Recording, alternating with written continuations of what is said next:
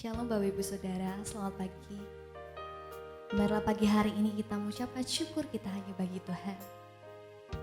Sebab Tuhanlah segalanya dalam setiap kehidupan kita. Dengan segenap hati, dengan ucapan syukur, mari bawa pujian ini kepada Tuhan.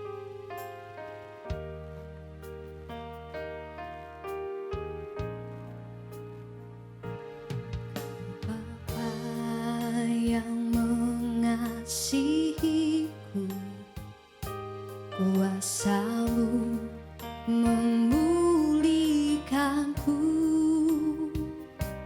hati yang baru Kau berikan untukku dapat melihat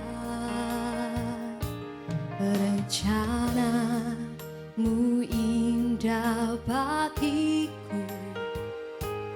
Kau ada di setiap jalanku, hatiku haus dan lapar akan Engkau. Kaulah segalanya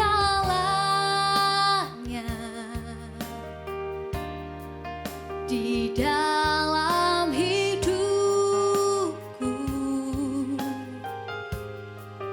kerajaan-Mu, kebenaran-Mu, itu bagianku. Kaulah yang ku pandang selama hidupku, mengasihi-Mu, memuliakan-Mu, Bapa dan Rajaku. Lebih lagi saudara, dengan hatimu mari katakan, Kau Bapa yang mengasihiku, kuasa-Mu memulihkanku, hati yang baru Kau berikan untukku dapat melihat rencana-Mu indah bagiku. Kau ada di setiap jalanku, hatiku haus dan lapar akan Engkau. Kaulah segalanya, Kaulah segalanya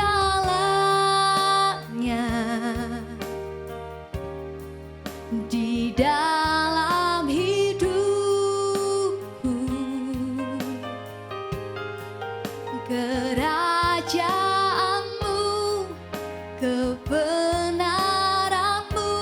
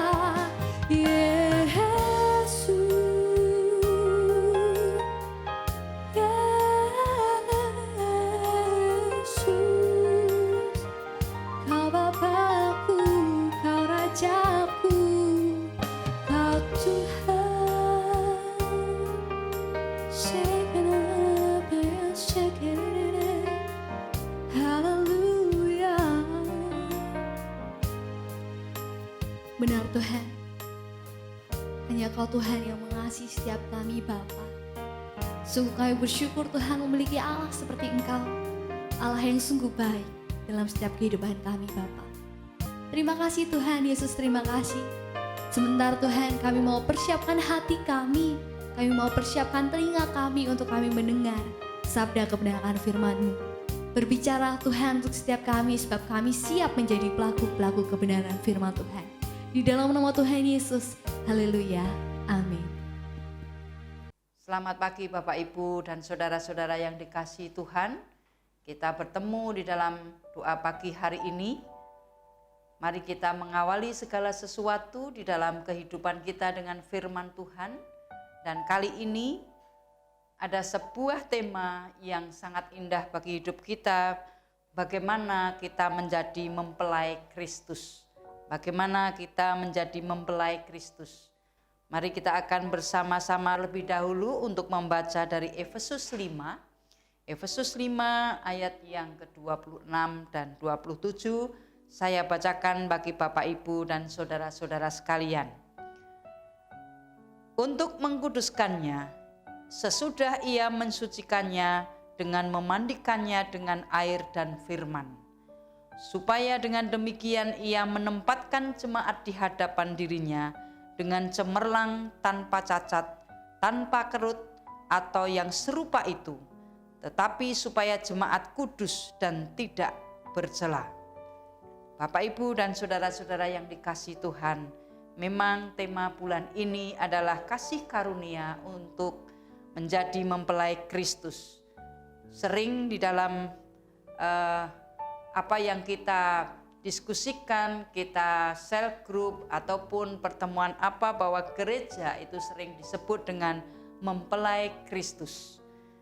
Karena Tuhan menyebut dirinya itu sebagai mempelai laki-laki. Dan gereja atau kita ini dipersatukan oleh Tuhan menjadi satu perjanjian abadi yang namanya nanti perkawinan anak domba. Nah, Bapak Ibu dan saudara-saudara yang dikasihi Tuhan, kekristenan itu menjadi mempelai itu adalah suatu hal yang didambakan oleh kita sebagai orang-orang Kristen. Tetapi tidak semua orang itu menjadi mempelai Kristus, atau tidak semua orang bisa menjadi mempelai Kristus. Apa yang disebabkan atau apa yang menyebabkan hal itu? Karena tidak semua orang memiliki sebuah kerinduan untuk hidup kudus, kerinduan untuk hidup suci, kerinduan untuk hidup tanpa cacat atau tanpa celah, sehingga tanpa sadar kita tidak bisa mengikuti sebuah kriteria bagaimana kita ini menjadi mempelai Kristus. Mempelai Kristus itu adalah sebuah perumpamaan di dalam Alkitab untuk menggambarkan bagaimana kasih Tuhan Yesus terhadap gerejanya.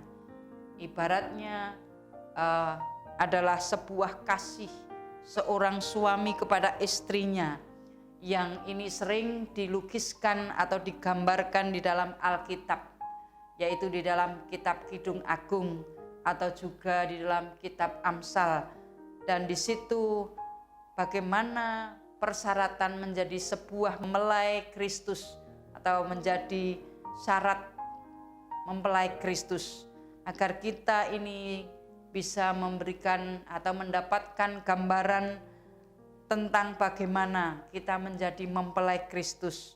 Karena kita harus menyadari bahwa Allah itu adalah Allah yang memiliki sifat ilahi, sedangkan manusia ini adalah memiliki sifat insani. Dari sifat inilah Allah akan menjadikan kita manusia untuk dijadikan mempelainya. Tetapi selama kita ini masih memiliki tubuh insani, maka kita tidak bisa serupa atau segambar dengan Dia, karena manusia kita itu belum atau tidak memiliki syarat untuk menjadi mempelai Kristus atau mempelainya. Bapak, Ibu, dan saudara-saudara yang dikasihi Tuhan, Lalu bagaimana caranya agar kita dapat menjadikan kita ini menjadi mempelai Kristus? Yaitu rohnya, roh Tuhan. Roh Tuhan itu harus ada di dalam hidup kita. Karena rohnya itulah yang mengubah hidup kita dari manusia insani menjadi manusia ilahi. Dan dari manusia ilahi inilah akan disesuaikan hidup kita sesuai dengan kehendak Tuhan. Dengan demikian, gereja atau orang Kristen yang telah memenuhi syarat menjadi mempelai Kristus. Tidak ada unsur manusia insani, tapi unsur manusia insani itu sudah dimatikan karena ada roh Allah yang bekerja di dalam kehidupannya untuk menuntun hidupnya yang menuju serupa segambar dengan Allah. Untuk menjadi mempelai Kristus, kita akan belajar dari kitab Amsal 31 ayat yang ke-10 sampai dengan ke-16. Amsal 31 ayat ke-10 sampai ke-16. Saya bacakan bagi Bapak, Ibu, dan saudara-saudara sekalian. Istri yang cakap, siapakah akan mendapatkannya? Ia lebih berharga daripada permata. Hati suaminya percaya kepadanya. Suaminya tidak akan kekurangan keuntungan. Ia berbuat baik kepada suaminya dan tidak berbuat jahat sepanjang umurnya. Ia mencari bulu domba dan rami dan senang bekerja dengan tangannya. Ia serupa kapal-kapal saudagar. Dari jauh ia mendatangkan makanannya. Ia bangun kalau masih malam, lalu menyediakan makanan untuk seisi rumahnya dan membagi-bagikan tugas kepada pelayan-pelayannya perempuan. Ia membeli sebuah ladang yang diingininya dan dari hasil tangannya kebun anggur ditanaminya. Bapak, Ibu, dan saudara-saudara yang dikasihi Tuhan, dari Amsal 31 ini ada beberapa hal yang bisa menjadikan kita pedomani untuk menjadi mempelai Kristus.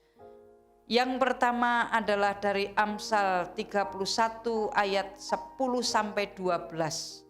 Istri yang cakap, siapakah yang akan mendapatkannya? Ia lebih berharga daripada permata.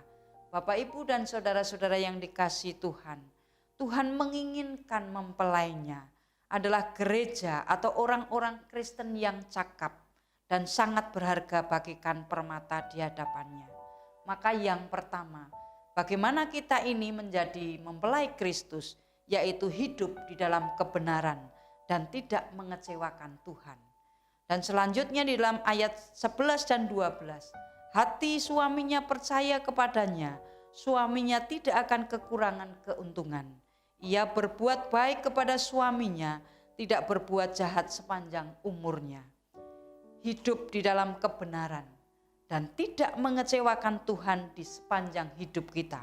Itu adalah salah satu prasyarat bagaimana kita ini menjadi mempelai Kristus. Kita masih mempunyai kesempatan untuk memenuhi kriteria ini. Oleh karena itu, mari kita bangun sebuah keintiman dengan Tuhan. Dari mulai hidup kita sekarang ini, supaya ada hubungan yang luar biasa, hubungan yang spesial dengan Tuhan. Dan keintiman kita dengan Tuhan ini akan membawa bahwa hidup kita ini tidak pernah mengecewakan Tuhan. Jadi, apa yang harus kita lakukan adalah mengenal kasih karunia Allah yang telah diberikan kepada kita. Kalau kita ini sudah mengenal kasih karunia Allah di dalam hidup kita, pasti kita tidak akan mau jatuh di dalam dosa. Bahkan ketika kita sudah mengenal kebaikan hati Tuhan, kita tidak akan pernah mengecewakan Tuhan. Tuhan benar-benar mau agar kita meninggalkan segala dosa kita. Benar-benar Tuhan ini menuntun kita bagaimana kita mengenal kasih karunia-Nya. maka kita harus mau yang namanya diproses oleh Tuhan, supaya Tuhan sendiri yang merubah hidup kita, hidup yang berkenan di hadapan Tuhan. Jadi yang pertama menjadi prasyarat bagaimana kita ini menjadi mempelai Kristus, yaitu hidup dalam kebenaran dan tidak mengecewakan Tuhan. Kemudian di dalam Amsal 31 ayat berikutnya, yaitu ayat yang ke-13, ia mencari bulu domba dan rami dan senang bekerja dengan tangannya. Bulu domba dan rami ini adalah berbicara tentang pelayanan. Dan juga di dalam Roma 12 ayat yang ke-11, janganlah hendaknya kerajinanmu kendor, biarlah rohmu menyala-nyala dan layanilah Tuhan. Hal yang kedua yang menjadi syarat bagaimana kita ini menjadi mempelai Kristus, harus rajin bekerja, rajin dalam pelayanan. Ayat ini menjadikan kita mengerti bagaimana kita harus rajin bekerja dan harus rajin melayani. Jadi dua hal itu harus kita lakukan secara seimbang. Dan perlu kita ketahui bahwa melayani itu tidak harus yang namanya menyampaikan firman di mimbar. Tetapi bentuk pelayanan kita ini adalah masih banyak sekali. Bagaimana kita melayani orang di sekitar kita yang butuh kasih kita, nyatakan kepada mereka. Karena kita lebih dahulu menerima kasih Tuhan di dalam hidup kita. Mempelai Kristus yang hidup dengan suci dan kudus, tidak bercacat, itu akan sempurna dengan sebuah kerajinan bekerja, rajin di dalam pelayanan, dan semua itu akan menjadikan sebuah kesaksian di dalam kehidupannya. Itu yang kedua. Kemudian yang ketiga, bagaimana menjadi syarat atau kita ini ingin menjadi mempelai Kristus, yaitu di dalam Amsal 31 yang ayat berikutnya, ayat yang ke-14. Ia serupa kapal-kapal saudagar, dari jauh ia mendatangkan makanannya. Yang ketiga adalah bagaimana kita ini harus menggali kebenaran secara berkesinambungan. Mencari kebenaran harus secara terus-menerus. Artinya kita harus mencari kebenaran itu dan menggali kebenaran itu, tidak boleh berhenti hanya sampai satu titik. Tetapi kita harus memiliki waktu yang khusus. Kita harus memiliki bagaimana kita ini komitmen mencari kebenaran di dalam hidup kita dengan firman Tuhan. Nah, prasyarat yang berikutnya adalah di ayat yang selanjutnya, ayat yang ke-15. Ia bangun kalau masih malam, lalu menyediakan makan untuk seisi rumahnya dan membagi-bagikan tugas kepada pelayan-pelayannya perempuan. Yang keempat ini adalah berjaga-jaga dan waspada serta menjadi berkat bagi banyak orang. Bapak, Ibu, dan saudara-saudara yang dikasihi Tuhan, memang ayat yang kita pelajari ini adalah menggambarkan bagaimana hubungan suami istri yang berkenan di hadapan Tuhan, di mana banyak orang yang mementingkan mencari berkat bukan untuk dibagikan kepada orang lain. Kalau ini di dalam ayat yang ke-15, ia bangun kalau waktu masih malam. Artinya ia harus ini berbicara dengan soal berjaga-jaga dan berdoa. Ciri mempelai Kristus adalah berjaga-jaga dan waspada, dan menjadi berkat bagi banyak orang karena waspada terhadap makanan dan terhadap pengajaran-pengajaran itu kita harus lakukan. Di dalam Lukas 12 ayat yang ke-15, katanya lagi kepada mereka, berjaga-jagalah dan waspadalah terhadap segala ketamakan, sebab walaupun seorang berlimpah-limpah hartanya, hidupnya tidaklah tergantung daripada kekayaan itu. Kita harus waspada terhadap pengajaran. Makanan di sini bukan hanya berbicara tentang makanan secara jasmani, tetapi berbicara dengan makanan secara rohani, yaitu pengajaran. Banyak pengajaran-pengajaran yang tidak berasal dari Alkitab. Maka kita harus yang namanya berjaga-jaga dan waspada. Pengajaran yang benar akan membawa orang kepada sebuah keselamatan. Kalau kita ini sudah diselamatkan oleh Kristus, disitulah kebenaran itu harus ada. Makanan kita adalah firman Tuhan dan kita berjaga-jaga di dalam kebenaran firman Tuhan, tidak pada pengajaran-pengajaran yang lain. Kemudian di ayat yang terakhir pada saat kita belajar hari ini dari Amsal 31 ayat 16. Ia membeli sebuah ladang yang diingininya dan dari hasil tangannya kebun anggur ditanaminya. Bapak, Ibu, dan saudara-saudara yang dikasihi Tuhan. Yang kelima ini adalah kita dipilih dan diutus untuk melayani serta menghasilkan buah. Ladang ini berbicara tentang pelayanan. Kebun anggur berbicara tentang buah. Jadi pelayanan kita ini kita lakukan harus menghasilkan buah. Bagaimana sebuah pelayanan itu berkenan di hadapan Tuhan? Kalau pelayanan itu sudah berbuah. Kalau kita rindu menjadi mempelai Kristus, maka pelayanan kita harus memiliki dampak yang positif untuk pelayanan yang kita layani. Pelayanan kepada saudara-saudara kita itu memang tidak harus terlihat, bahkan tidak usah terlihat, tetapi dampak itu akan terasa nyata di dalam kehidupan orang-orang yang berada di sekitar kita. Nah, itulah yang diharapkan oleh Tuhan.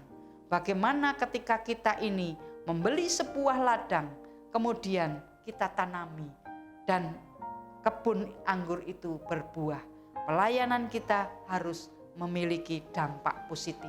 Dan akhirnya dampak positif itulah yang disebut buah. Di dalam Yohanes 15 ayat 16. Bukan kamu yang memilih aku, tetapi akulah yang memilih kamu. Dan aku telah menetapkan kamu supaya kamu pergi dan menghasilkan buah, dan buahmu itu tetap, supaya apa yang kamu minta kepada Bapa dalam namaku, diberikannya kepadamu. Bapak, Ibu, dan saudara-saudara yang dikasihi Tuhan. Jadi prasyarat atau kriteria bagaimana kita ini menjadi mempelai Kristus, yaitu adalah di dalam pelayanan kita. Pelayanan itu bukan kehendak diri kita. Jadi jangan merasa bahwa pelayanan ini adalah pelayananku yang begitu hebat. Tetapi justru kita harus menyadari bahwa pelayanan yang kita lakukan ini karena kita ini sudah dipilih oleh Tuhan.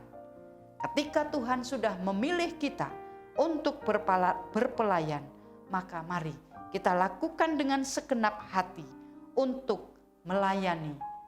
Sehingga pelayanan kita ini bukan berdasarkan dari kesombongan, kekuatan kita sendiri, tetapi karena kasih Allah yang sudah kita terima, memampukan kita untuk melayani di dalam kehidupan kita sehari-hari.